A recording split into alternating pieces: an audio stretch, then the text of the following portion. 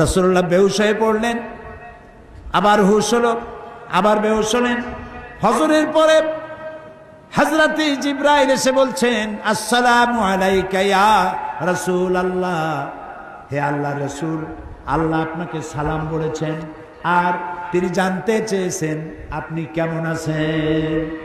তিনি জানেন আপনি কেমন আছেন, তারপরেও তিনি জানতে চেয়েছেন আপনার মুখে আপনি কেমন আছেন। নবীজি বললেন, আমি বড়ই কষ্টের ভিতরে আছি, অসুস্থ আছি।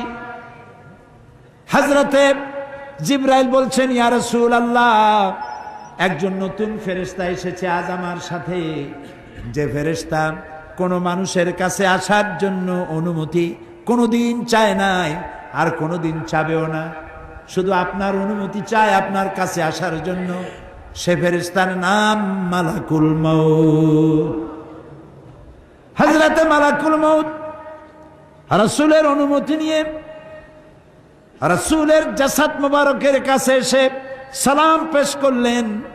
বললেন, ইয়া রাসূলুল্লাহ, আদম আলাইহিস সালাম থেকে নিয়ে শুরু করে এই পর্যন্ত আমি যত মানুষের জান কবজ করেছি আর কিয়ামত পর্যন্ত যত মানুষের জান কবজ করব, কারো কাছে অনুমতি চাই নাই, অনুমতি চাওয়াও আমার লাগবে না।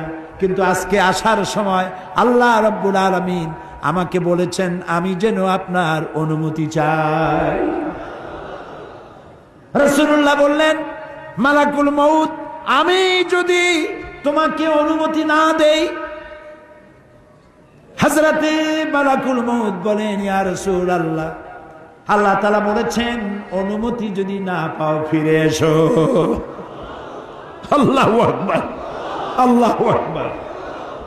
হযরতে জিবরাইল বলেন, ইয়া রাসূলুল্লাহ, আল্লাহ রাব্বুল আলামিন আপনার সঙ্গে দিদারের ইন্তজার করতেছেন। নবী বললেন, মালাকুল মউত, তুমি তোমার কাজ শুরু করতে পারো।